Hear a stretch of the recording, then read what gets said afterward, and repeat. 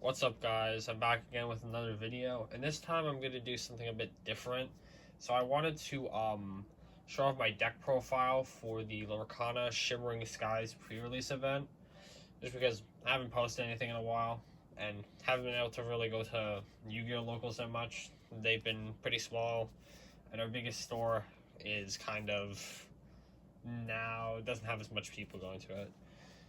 So yeah, I'm going to do a deck profile, and then I'm also going to explain my matchups. I got second place, and the pricing was terrible, so probably not going back there for pre-release ever again. I'm going to go in order of the ink drops as well. So starting off, for the pre-release, I also picked the red-purple deck. Just thought it was the better one to pilot. I feel like green steel does have better, I like that it has, pinging, which this format doesn't really have that, so it's cool. If you know how to play it, it's probably it could be better, but I just like the idea of having a bunch of rush characters. So starting off, for one drops, we have 3 Simba, 3 Tafita, or however you pronounce that, 2 King Candy, and then 1 Daisy. So these guys are pretty good. Simba, 1 drop, when you play it, give +2 attack to a character.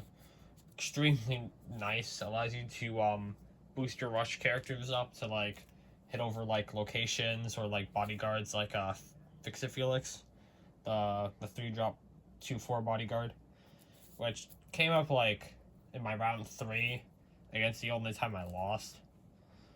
Tafita, I never really got to use it. It was mostly just ink. I played 4 locations. Oh yeah, my deck size was also 51. I played 51 cards just because I wanted to run a bunch of uninkables like Simba's, the Daisy, some other cards I'll get to later. But the idea behind Tafita is that it's cheap and can make the opponent lose a lore if out of location. And we have one of the best locations in this structure, which is the library, which is so busted. Giving you draws when your characters are banished is so insane. And then King Candy is pretty good as the 2/2 1-drop is a good body to hit over most stuff, including the 2-drop 2 questers, which I definitely wanted to have an out for. Since most new players only really know how to quest, I wanted to build this deck in a way where I could deal with those. So that's why the Daisy's in here, because I'm assuming that I can try to out quest them, and also they won't be able to take advantage of basically card draws that the Daisy provides when it quests for my opponent. Unless I'm playing against someone good, like my friend Sean Hillian. So, I felt like it was good into everyone else, except for him. So, I thought it was fine to play. And at the end of the day, it's 1 of. And then it did win me my second game in round 1. 2 drops, 3 turbo.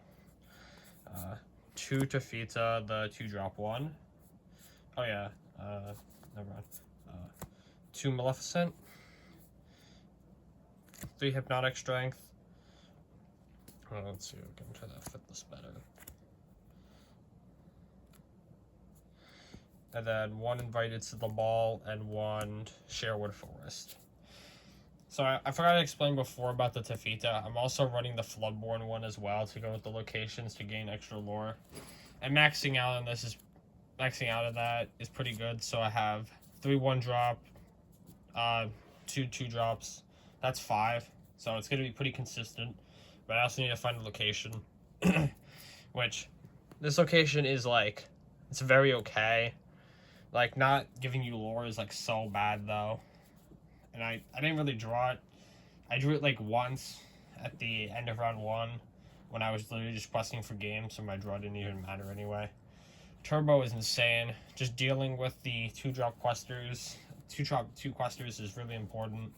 And just having rush to just punish opponents for playing bad is also kind of nice. Maleficent has an extra 2 quester because they're solid.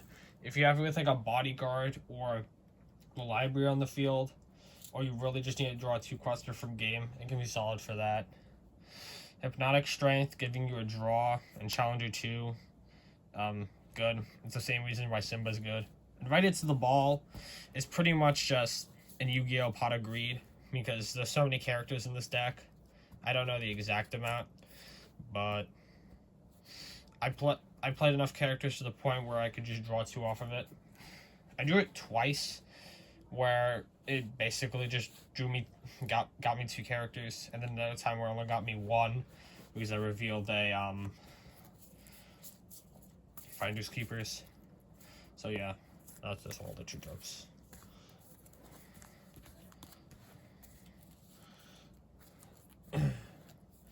Three drops, we have 3 Archimedes, 2 Gale, 2 however you pronounce this name. I don't know. It's a rush. 2 Library, 2 Mini. Gotta move this over. 1 Ed, Felix.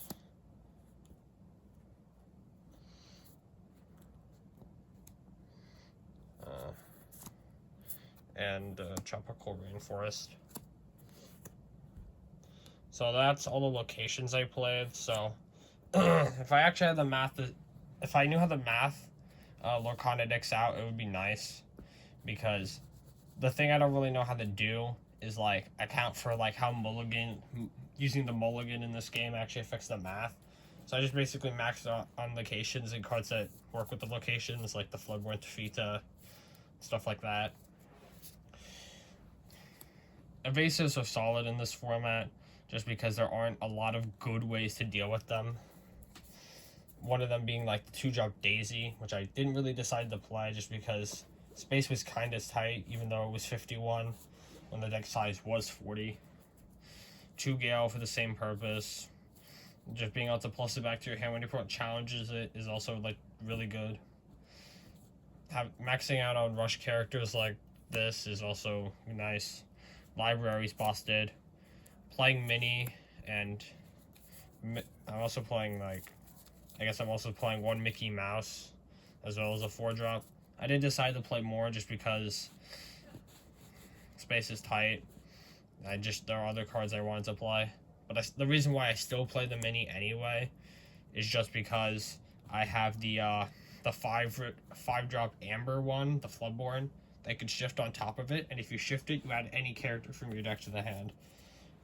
So I thought that was really broken and decided to play it. Ed is insane. Doing damage to a chosen damage character is just really nice removal. Because there isn't a lot of pinging, so this having like a kind of ping effect is just really good. Felix is broken. If you draw it with the 2-drop Questers, it's insane, because it's pretty much like the perfect stat line, just so your opponent can't really challenge into it. Since most like weak characters can't really like clear it well, even the rush characters, like the 4-drop Vanellope with rush. So yeah. I also didn't really abuse the Rainforest Reckless either, but yeah. I think I also had a game where I drew 2 Library, and it was like pretty absurd, so that was nice.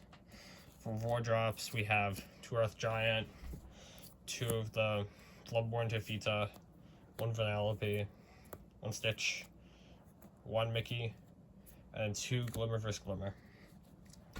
So Earth Giant, it's a pretty good card. It does suck that it negs your opponent, but its stat line is fantastic, and being able to quest for 2 is really good.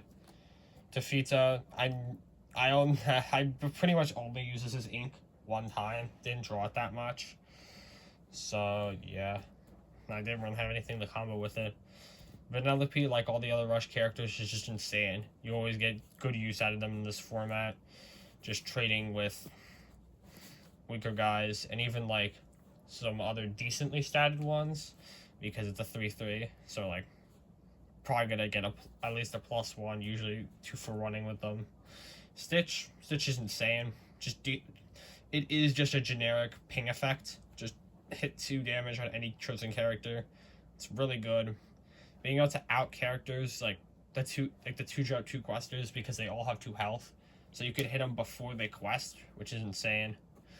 Mickey Mouse, I just played 1 because it does work with many. It's also just a 2 quester, so having those is never bad. Glimmer vs. Glimmer is broken. If your opponent ever drops like a big guy on you, you can always have a way to out it. so I think that's just kind of insane. Would play more if I could, but only had 2 from the structure deck.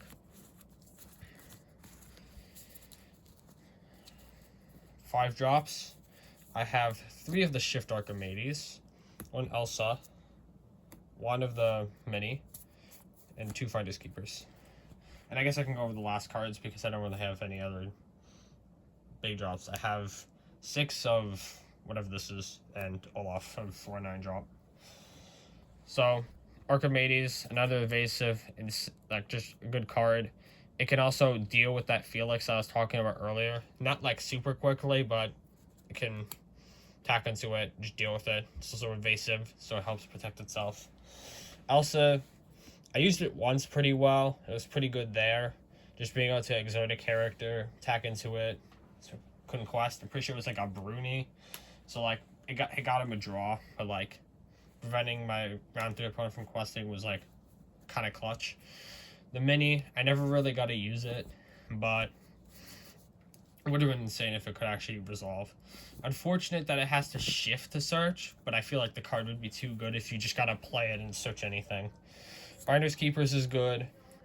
Definitely don't want to see this card early, but if you do see it like mid-game, it's pretty good. But you do have to be kind of in a winning position to want to use it, because if you're doing this, you're not playing down characters to either threaten quests or just threaten characters by attacking into them. So like, it was pretty good when I used it.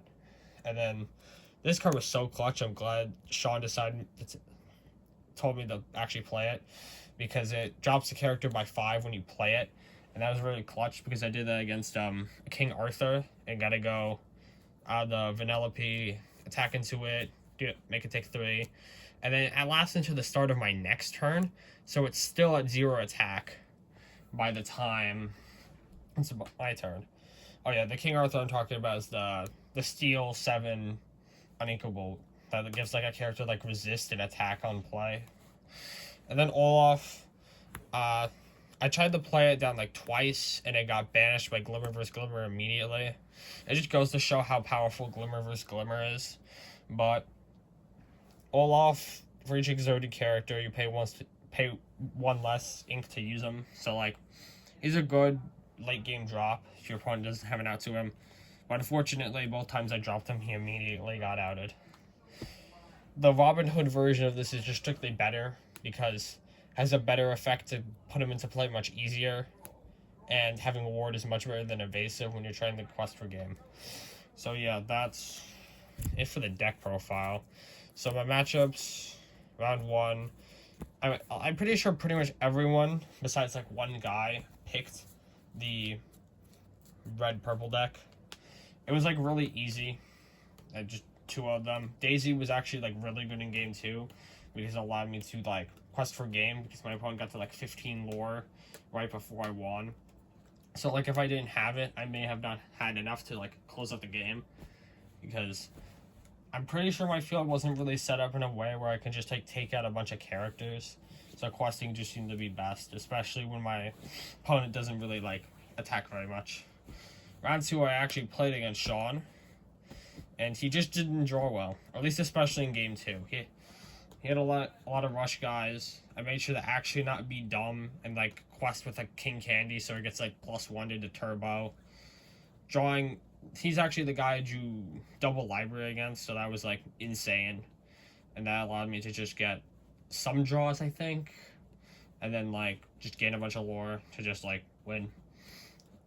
And then round 3, I pretty much played against like the best thing you can call an aggro deck in this kind of format, in this Shimmering Skies pre-release, where I was using a bunch of the 2-drops and Fix-It Felix to just like quest a bunch. He was also the guy who also had the King Arthur, where I did that play against.